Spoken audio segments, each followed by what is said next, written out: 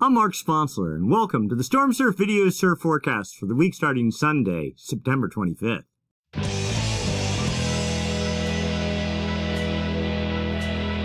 Stormsurf, waves, weather, buoys, altimetry, snow, temperatures, El Nino, weather analysis, essential data for outdoor people, all the time, no hype. Be sure to like and subscribe, and if you have comments or questions, let us know. Be sure to answer quickly. All right, let's get to work. As usual, we start by looking at significant wave heights for the South Pacific Ocean. Pretty quiet pattern is in control right now. Small area seas to 24 feet is in the South Central Pacific. Aim northeast, but likely not going to generate any meaningful swell of interest. All right, let's go get down into the details. As usual, we'll start by looking at jet stream level winds. These winds up about 30,000 feet help support the formation of gales. When they form, help direct their track. We're looking for a trough, a push to the north in the jet right here. Oh, that's New Zealand, Australia, Antarctica down here, and the Ross Ice Shelf goes to about 62 south, pretty close to its wintertime maximum, encroaching to the north. That pretty much limits the amount of open area in the ocean that gales have to get traction on the ocean's ice-free surface. We have a trough here. That helps create a clockwise flow aloft and down at the ocean. That's the hallmark of low pressure. And low pressure, if it's strong enough, generates winds. Winds, if they're strong enough, generate seas. Seas, as they radiate away from the fetch area, turn into swell, and swell, when hits your beach, turns into surf. Now, the ice line's right about 62, something like right around there, 62 south. And the jet is just barely creeping north of that. We know there's some seas right here, so apparently there is some sort of a gale here, but it's not getting much traction. Looking forward, that trough pushes off to the east and is weak. The winds here in the west quadrant pushing north are really what generate the fetch. If the circulation at the surface is like this, it's all the fetch on the west side aimed to the north that's pushing towards Hawaii and California. And if there isn't much wind like this at, 100 knots, that's not much wind. You really want 120, 130, or even 150 or more. So that doesn't do a whole lot for supporting gale development. Another little push here on Wednesday tries to get some footing, but then collapses and pushes all below the ice line again. Really nothing there. And then we're out to Saturday, almost a week away. Yes, a packet of wind energy here to 140 knots develops under New Zealand, but again, not aimed off to the northeast. And it's really starting to smell like the end of the season for the South Pacific, but that's okay. So let's go down to the surface and see if there's any winds or gales being generated by the jet. And as expected, yeah, gale, 35-knot winds, little tiny area, 40 to 45-knot winds. And the threshold for a gale is 35-knot winds. And they're aimed off to the north, but only generating 25-foot seas. Those will pretty much decay to nothing. That's good for maybe a 14-second period. By the time that reaches, maybe a little bit of background energy for Hawaii. By the time it reaches California, there'll really be nothing there. That continues lifting off to the northeast into Monday, and then out of the southern California swell window, the wind is about 117 west, right around there, so pretty much not happening. Now for Chile and Peru, in Central America, yes, a gale expected, a storm expected, but of no real interest. Another gale pushes under New Zealand on Wednesday night into early Thursday, the 29th of September. But again, in that 30 to 35 knot wind range. These winds on the front of the gale, all aimed south, penguin storm, nothing there. Supposedly another fetch pushes under New Zealand on Friday night with 40 knot winds aimed off to the east, but then sort of decaying, and a secondary fetch under that. So it's going to try, and 50-knot winds right on the hairy edge of the ice line on Sunday night, a week out. The models, not very stable more than 3 or 4 days out. Don't believe any of this. It just kind of looks like the end of the season. But let's go take a quick look anyway. Now we're going back in time. We're looking at the previous swell generated. New Zealand, this is out Wednesday the 14th. This is September. 37-foot seas were generated. These are the Jason 3 satellite tracks confirming sea heights in the storm. And it was all about, we can probably scroll up here and take a look. 36, one reading to 41 foot, but in general, the 15 reading average, 36 feet. That's about what the wave model said it would be. And that swell has already pretty much peaked in Hawaii, and I think it peaked this morning in California. definitely waves on Sunday today. Nothing huge, long waits between sets, but certainly something to ride. Perhaps the last serious pulse of swell, and it's not even real serious, just fun rideable surf from the southern hemi. That system faded out. Another system was right behind it with 28 or 29 foot seas. So that'll build in and fill some additional energy back behind the swell that's already hitting now for the early part of the work week in California, and then dissipate out. We're looking out now into Monday and Tuesday of last week and just looking for any sign of anything that was real. We're into, where are we? Wednesday, the 14th of September. And that was it. So really nothing. I'm just going back scanning here, making sure, because it jumps around. Some of the software gets messed up here. But the short of it is, that's the main and only swell that's in the water at the moment. So looking forward, the effects of wind on the ocean surface, significant wave heights for the South Pacific Ocean. Yeah, continued 24-foot seas traversing across the southeast Pacific and then building, but again, all aimed at Peru. Another small system pushes under New Zealand with 28, 29, maybe even 30-foot seas, but kind of falls into the Ross Ice Shelf, doesn't do a whole lot. So you get into Friday, another system with 28-foot seas. Quickly, that's Friday, what would be the 30th of September into Saturday, the 1st of October. Yes, it's October nearly already. Thank goodness. Another final little push with 30 or 32 foot seas, but there's another one of these just like a week ago, and virtually no swell is expected from it.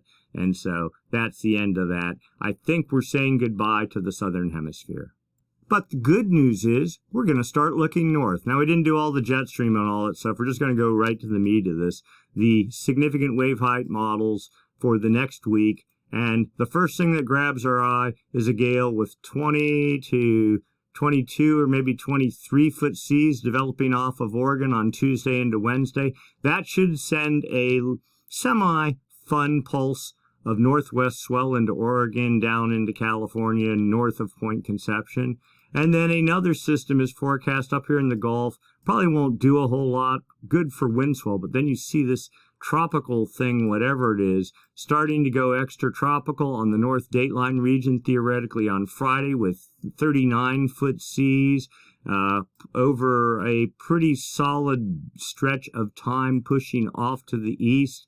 If that happens, and look at it, makes it in some fashion with 26-foot seas the whole way into the Gulf of Alaska a week from now. If that happens, definite swell, opening swell, not huge swell, but just solid, legitimate, rideable swell for all the northwest-facing breaks. And that pretty much would start the beginning of fall and put an end to summer for California and Hawaii. Thank goodness. Quick look at the wind models. We're not really looking for wind swell, just hopefully lack of wind swell. So high pressure off of California and northeast of Hawaii, the typical Gulf of Alaska high pressure system. But notice low pressure building up here in the Gulf Monday into Tuesday, and that's going to create that area of 23-foot seas we saw. Winds to 40, almost 45 knots over a tiny little area as we get into Tuesday night. Aimed well at California, not at Hawaii. Also notice a pretty good fetch of local junky wind and wind swell likely on Wednesday, and then building into Thursday, probably right as that one swell arrives. So pretty lumped up mess on Thursday. Maybe a little gap down here in select locations that have some protection from north wind. No real wind swell for Hawaii. And then another low pressure system winding up as we get into Friday with 30 knot winds aimed at the U.S. West Coast. That's good. And then yet another system right behind that on Saturday night into Sunday, the 20th of October. I'm sorry, the 2nd of October into the 3rd almost, and fading in the Gulf. So potential for swell, a little bit of high pressure lingering, probably making some wind swell. Look for protected breaks and make the most of what you can get. Precipitation, well, high pressure in control, California right here. We're just looking for any hope or drought relief for California. First gale winds up, does the typical thing, pushes down to maybe Cape Mendocino, and that's it. This is pretty normal for this time of year. And then another one doing pretty much the same thing as we get into Saturday night, with yet a bigger one behind that, but displaced well to the north. Typically for the San Francisco area, our first legitimate rain is somewhere between October 15th and Halloween, something like that. That said, was it last weekend? There literally was rain in the Bay Area. I don't know how far south it made it. We were up in the High Sierra backpacking. That rain actually turned into snow flurries, pretty solid, chased us out. It was too cold. So officially speaking, that's early September. Was it the 24th or 25th, something like that, to get our first rainfall? Just, my anecdotal observations, it's always about no earlier than mid-October. So maybe that's a good sign, or maybe it's just a red herring. Who knows? So quick look, this is the Pacific Crest Trail and Tioga Pass Road crossing up in the upper elevations of Yosemite Park. No snow forecast. The snow level. So it's been pretty much solid at 14,000 feet or above. That's the freezing level. Last weekend it dipped down. It's rebounded some, but down to like 12,500 feet, and giving the sense that it's going to start dropping down to 12,000 feet or even 11,500, something like that. So all this really tells you is slowly cool air is starting to drop as the days get shorter, and clearly they are getting shorter now. And eventually we're going to start working ourselves into a cooler pattern, at least aloft in this area, and probably down into sea level areas as we get later into October. Pretty standard fare. We don't normally do this, but we're going to do a quick look here. Let's see if we can get this to frame up. There we go. Sunday, we're in the Gulf of Mexico. Tropical storm Ian forecast building to hurricane strength. Florida right there. Anyone that's got family in the Florida area, southeast coast, want to keep your eyes on this. You can see it pretty much. The GFS model has been pretty solid about this system pushing into the panhandle. I think the European model has it pushing more into this part of the panhandle here rather than the northern part of it, and that takes us out. Let's go look at the track real quick. This is the official forecast for 18Z on Sunday, and it too has it moving right into the panhandle. Winds up to 115 knots off the top of my head. I think that's about 130 miles an hour. For the most part, the bulk of the wind missing the major metropolitan areas here of Florida, and it looks like more like a panhandle storm. Not great for the oyster bays and things. There's kind of a rich area here for seafood production. Not good for that at all, but we'll keep our eyes on it still. So that's pushing in on the 30th. Yeah, the 29th and the 30th. So that'd be like Thursday and Friday. So still 5 days out, something like that. So we'll keep our eyes on that as well. All right, let's go take a look long term. What's going on with the Madden Julian Oscillation and the El Nino Southern Oscillation? These are the two major oscillations that influence or affect our weather out 6 weeks to a year or more. So we start looking for signs of the active phase of the MJO. There's two phases to the Madden Julian Oscillation, a active phase and an inactive phase. The active phase is a low pressure system, effectively. The inactive phase, a high pressure system. The MJO, one phase of it sits on one side of the planet, the other phase on the other side. It rotates west to east around the planet on the equator. So what we're looking for is the active phase of the MJO to move across the Pacific. When in the West Pacific, it dampens trade winds there. It also increases cloudiness, and it imparts energy to the jet stream. Then the jet stream starts roaring. That in turn can influence the storm track and help support gale formation both in the northern hemisphere and the southern hemisphere. The inactive phase of the MJO, so it takes about 4 to 6 weeks for the active phase of the MJO to cross the Pacific from west to east, eventually pushing in near Ecuador. And then the inactive phase comes in behind that, does the same thing for 6 weeks, but it's high pressure, steals energy from the jet stream, and does not promote storm production. Also, the active phase of the MJO, because it dampens trade winds in the West Pacific, that can take warm water that's normally balled up there in the West Pacific and start pushing it east under the equator in the form of a Kelvin wave, a ball of warm water. If you get successive active phases of the MJO, they can create successive Kelvin waves. Those Kelvin waves erupt off of Ecuador to the surface, create a pool of warm water there, and that can help jumpstart El Nino. So, of course, El Nino produces surf. We're very interested in that. So we start by looking for signs for the active phase of the MJO. Data from the TAO buoy array, series of buoys strung across the equator used for monitoring El Nino, but they have wind sensors on them. It's only 5-day average winds, but that's good enough. This is the East Pacific here, West Pacific here, the equator there, New Guinea there. We're just looking at the arrows. The longer the arrow, the stronger the wind. So strong east trades in the East Pacific, in the Central Pacific, and also in the West Pacific. We call it the Kelvin Wave generation area because when the active phase moves in this direction from west to east over the West Pacific, actually it would rotate this way, it dampens these trade winds and then can take, see the oranges and reds here, that's warm water, start pushing it off to the east. But it's not the average wind speeds, the means, it's the anomalies, differences from normal for this time of year. So these trades are blowing pretty strong, and even the anomalies are suggesting they're stronger than normal in the East Pacific, also in the Central Pacific, and moderately stronger in the Kelvin Wave generation area. So this looks like the inactive phase of the MJO at the moment. So we look at the forecast going out 1 week. This is 850 millibar zonal wind anomalies. Just are the winds blowing stronger out of the east or stronger out of the west? So the blues and the purples, stronger than normal easterly winds. The reds, westerly winds. So we need to get ourselves centered. 180, right? This is the whole planet on one chart. This is not just the Pacific Ocean. So the Pacific starts at about 135 east. So right here, okay? And that'd be about where New Guinea is. The date line at 180, and then the Kelvin Wave generation area ends at 170 west. So that's really, it's this area right in here we're interested. This is past performance. Strong easterly anomalies were over the Kelvin Wave generation area through August into the early part of September. They kind of broke up. You notice just the past couple of days there's been a little pocket of westerly anomalies right here, but then starting today, that's retrograding, fading out, and it looks like strong easterly anomalies forecast for the next week. Again, signs of the inactive phase of the MJO. When is it ever going to end?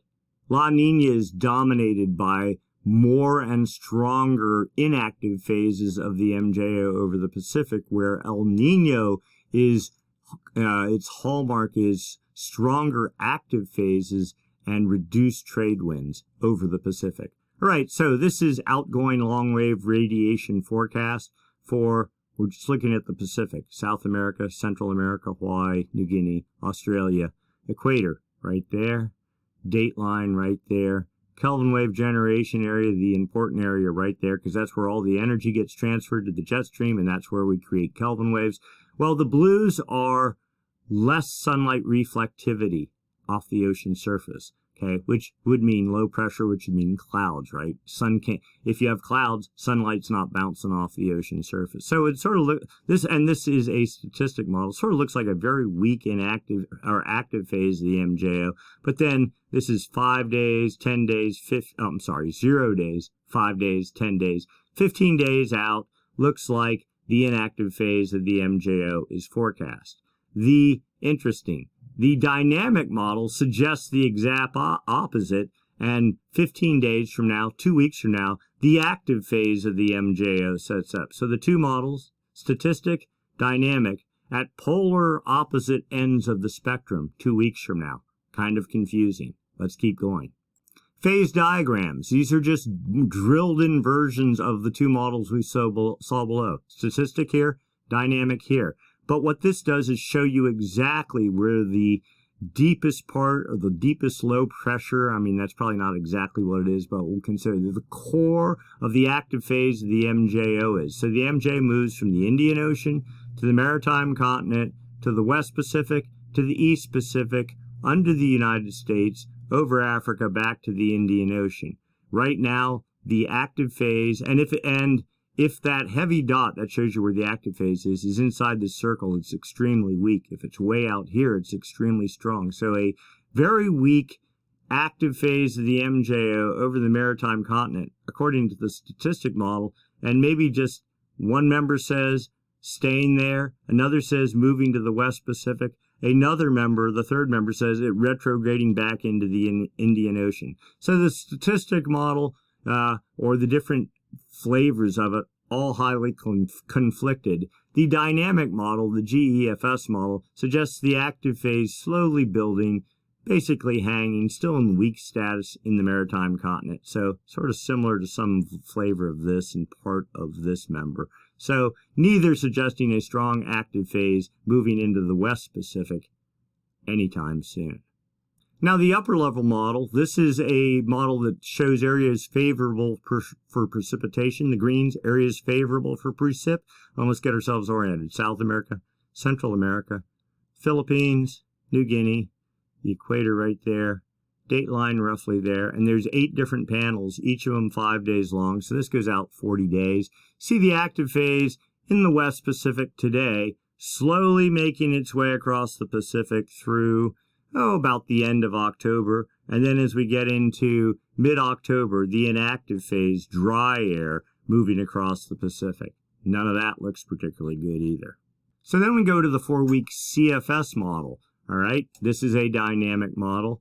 This is, again, the east-west component of the wind, easterly anomalies, the blues, the reds, westerly anomalies. You can see the classic La Nina setup here. Let's get ourselves oriented. The date line right up the middle here. The far West Pacific, 135 east, so roughly right around in here. You can see, and this is the inactive phase of the MJO. This is the active phase. You see the cycle and those strong westerly anomalies associated with the active phase of the MJO, all just totally locked over the maritime continent. This is classic La Nina setup. And looking out for the next month, easterly anomalies forecast to control the Kelvin wave generation area through October 22nd. Strongest about 5 days from now, weakening, rebuilding in the first week or second week of October, then fading some. But you see a pretty healthy active phase trying to organize here, and pieces of it trying to slide in, but not quite making it into the Kelvin wave generation area. So here's where things get really, really interesting in a good way, but it's still a gamble. All right, so this is the 3-month CFS model. All right, past performance is on the bottom, the forecast is on the top. The date line runs right up the middle, right there. The far West Pacific, 135 east, so right around in here. So here's where we are today. There's our little nodule of westerly anomalies trying to make it into the Kelvin wave generation area and pretty much getting nowhere. Strong easterly anomalies forecast for pretty much most of October till you get about the end of October. And then here's what's really interesting. This model has been saying this for months now. The active phase of the MJO, it looks like, right here, and it's westerly anomalies. The yellows and oranges are westerly anomalies. Start pushing solidly east about the 27th of October and take over the entire Kelvin wave generation area. And after that, it's over. This strong easterly blue pattern that has been in play for years, theoretically, is to fade about, 5 weeks from now, something like that. Let's overlay the MJO and see what's going on. Okay, well, here we are for the next week, a week inactive phase of the MJO with easterly anomalies, a week active phase of the MJO trying to set up, maybe softening up these easterly anomalies a little bit. And then as you get the last week of October into early November, a strong active phase pushes the whole way across, dragging westerly anomalies across the Pacific. And even after that, an inactive phase sets up, westerly anomalies persist. This is if it happens, would be huge, because that would be the demise of La Nina for sure. With these westerly anomalies, that would break down the trades. Sea surface temperatures would start to warm. The upwelling pattern on the equator would die, and quickly La Nina would collapse. And that would be in early November. As soon as that happens, if it happens, give it a couple of weeks, the jet stream should start reacting, and a flood of energy that has been locked over the maritime continent for 2.5 years would start to migrate over the Pacific. But that's a big if. We don't trust a model 5 days out, much less 5 weeks out. But the model's been consistently saying that, so we're going to be cautiously optimistic. The low pass filter, this just shows the high and low pressure bias, and this also tells the same story. So the dotted contour, high pressure bias. By a bias, I mean literally, it's like on average pressure higher than normal over the Pacific. and again, the date line right here. And that's supposed to continue into somewhere in about the second week of November, and then see the extent of it, theoretically, starting to move off to the east. And the low pressure bias, which for 2.5 years now during La Nina has been over the maritime continent, like 100 west, something like that. Look at the leading edge of it. It starts making its move off to the east, bringing the westerly anomalies with it, and that signals the demise of La Nina, if you believe the model. All right, so let's go take a look at subsurface temperatures in the Pacific. This is the West Pacific here, East Pacific here. These are the anchor lines on the TAO buoy array. This is data from the TAO buoy array. Little X's are sensors on the anchor lines. Those sensors get radio data up to a central processing facility. A model is used to fill in the gaps. Notice there's big gaps here.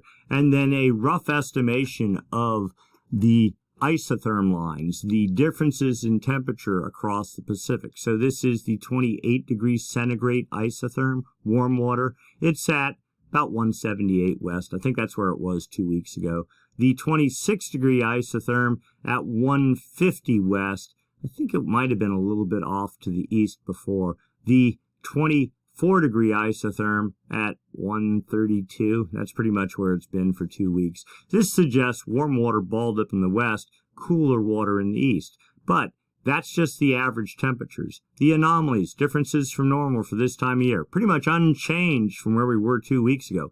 Warm water making it off to, what's that, 155 west? Yep, 155 west locked there. Cooler water in the east, making it to about 145 east, something like that. Trades blowing pretty hard here, creating and supporting this upwelling. We need westerly anomalies to start pushing further or across the Pacific. That'll tap this warm water, start pushing it off to the east, and then that will help kill La Nina. Now there's another model here, higher res model, basically paints the same picture. All it says though is the temperatures are a heck of a lot warmer in the West Pacific than the other model, and the cool temperatures are a heck of a lot cooler in the East Pacific, but the dividing line still about 155 west, something like that, right about there. We need to see this start moving, and for this to move, you have to get the active phase of the MJO, and you have to get westerly anomalies blowing. We don't think that's going to happen till the end of October, so the next 4 to 5 weeks are absolutely crucial. If that active phase does not blow out La Nina, then we definitely are, if that active phase doesn't blow out La Nina, then we're for sure going to sit in La Nina the rest of the winter.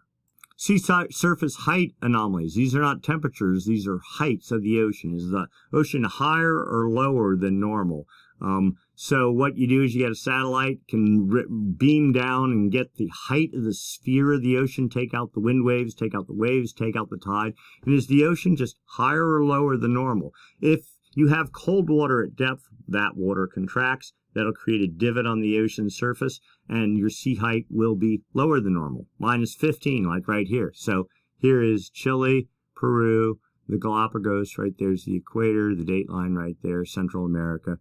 Colder than normal water, just like what we saw on the other chart, is assumed to be in this area where's the 155 line? Right there, that's where it is. All the warm water balled up in the west. Again, need the active phase, need westerly anomalies to start pushing this warm water west and shutting down this cool pool. We desperately need that.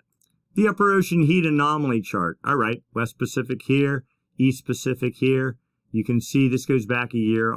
Last fall, really cold water in its subsurface is down 300 meters in the ocean surface on average. There was actually a previous pulse before that in July, another in October. Another happened in December. We got one Kelvin wave or active phase of the MJO, pushed warm water across the Pacific the whole way to Ecuador. Another upwelling phase in cold water. One more weak Kelvin wave in June of this year. And then, so here's our current cool pool. It is not anywhere near as cool as this one. But is it breaking up? It actually kind of looks like it's consolidating. There were two separate fingers of it. Now there's one. The coldest part of it is shifting off to the east some, but I don't see these edges pushing off to the east at all. I do see this edge expanding off to the east, but no clear indicator that this is ready to die immediately. But we do have a good amount of warm water building up in the west. Here's another way of looking at upper ocean heat anomalies for the area from the dateline to 100 west. That's almost Ecuador or something like that. So last October, here's the total volume of cold subsurface water in last fall. This fall, nowhere near as bad as that, but still not where we want it to be. Let's see. So 1 degree anomalies would be something like that. That's still pretty cold. Here was our 2 Kelvin waves back in February and then again in July. But we want to see this line starting to work its way up. That's not going to happen until we get a good active phase of the MJO. And that's not going to happen till trades start to switch or weaken in the Pacific. Sea surface temperature anomalies for the, we'll say most of the Pacific. Chile here, Peru here, Central America, Hawaii there. It's on the equator, the classic La Nina signal. See this, the blues colder than normal water temperatures, surface water temperatures. And there, if anything, they've been building from the Galapagos. You can see these multiple pockets of cooler, pretty cool anomalies upwelling to the surface from that subsurface pocket of cool anomalies. This from about 135 west to about, what is that, about 90 west, something like that. Again, driven by strong trades in this area, inactive phase, the MJO, the high pressure bias, whatever you want to say. Doesn't matter, all this warm temperature up here doesn't mean anything. It's this area on the equator that drives in the Pacific, and specifically in the eastern half of the Pacific. That's what drives the global jet stream pattern.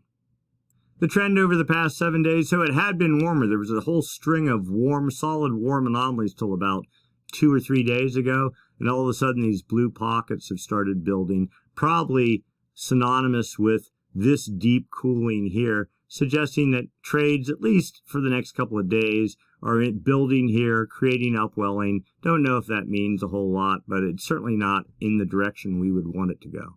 And then the overview picture, the La Nina signature, colder than normal temperatures, the blues here. If we were in El Nino, all these oranges and reds, they'd be like a big triangle right here. Instead of where there was blues, there would be reds, cooking reds in here, but there's not, unfortunately, at least not yet.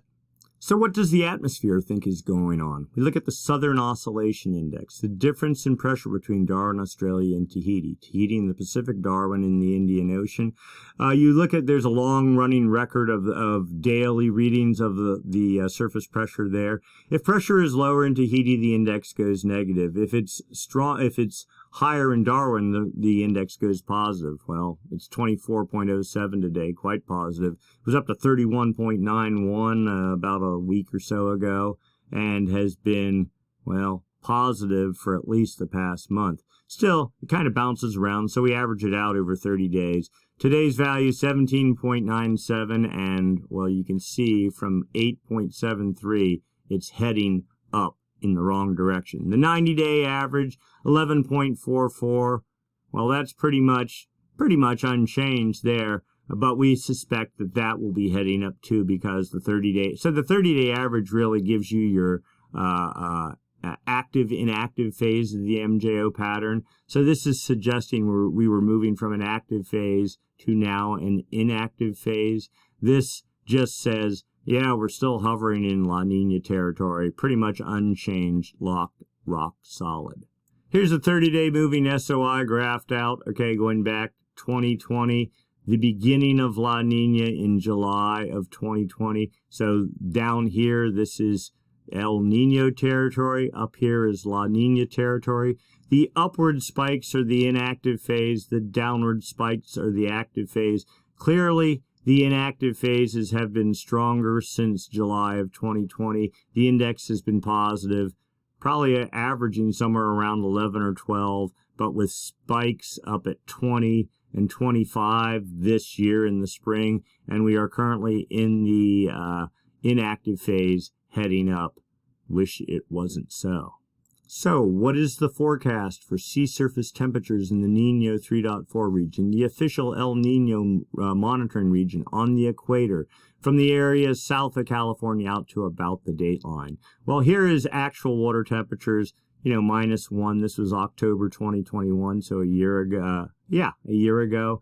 Steadily this is the 3.4 region, the official El Nino monitoring region. Anything below a half a degree is considered La Nina. So you can see we've been hovering and hovering there. And according to this, the raw data, it's supposed to get only colder as we get into about December.